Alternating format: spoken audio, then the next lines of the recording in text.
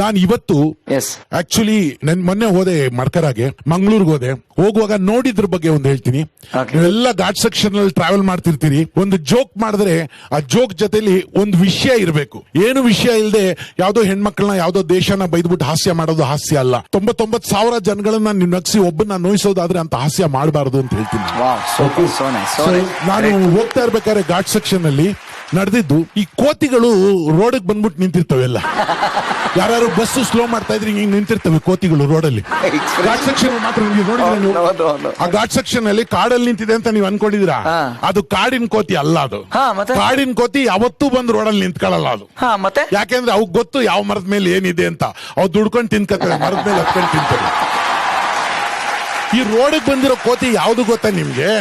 ಈ ಚಾಮುಂಡಿ ಬೆಟ್ಟ ಅಲ್ಲಿ ಇಲ್ಲಿ ದೇವಸ್ಥಾನಗಳಲ್ಲಿ ಹಿಡಿದು ಬಿಡ್ತಾರೆ 1,500 ಕೋಟಿಗಳನ್ನ.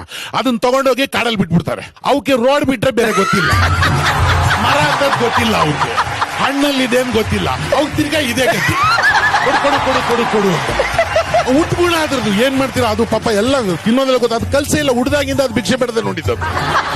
ಇದ್ರಲ್ಲಿ ಮೆಸೇಜ್ ಏನು ಅಂದ್ರೆ, ನಿಮ್ ಮಕ್ಕಳನ್ನ ಕಾಡ್ನಲ್ಲಿ ದುಡ್ಕೊಂಡು ತಿನ್ನೋ ಕೋತಿಗಳನ್ನ ಮಾಡಿ, ಈ ಮಾಮೂಲಿ ಆಫೀಸ್ ನಲ್ಲಿ ಕೇಳೋ ಕೋತಿಗಳನ್ನ ಮಾಡಿ.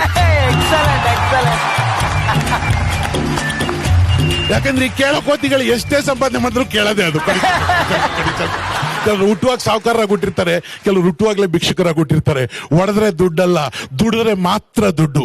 ಯಾರು ಸಾಹುಕಾರರು ಅಂದ್ರೆ ಕೋಟಿ ಕೋಟಿ ಇಟ್ಟೊಂದು ಸಾಹುಕಾರ ಅಲ್ಲ, 500,000 ಬಿಲ್ಡಿಂಗ್ ಇಟ್ಟೊಂದು ಸಾಹುಕಾರ ಅಲ್ಲ.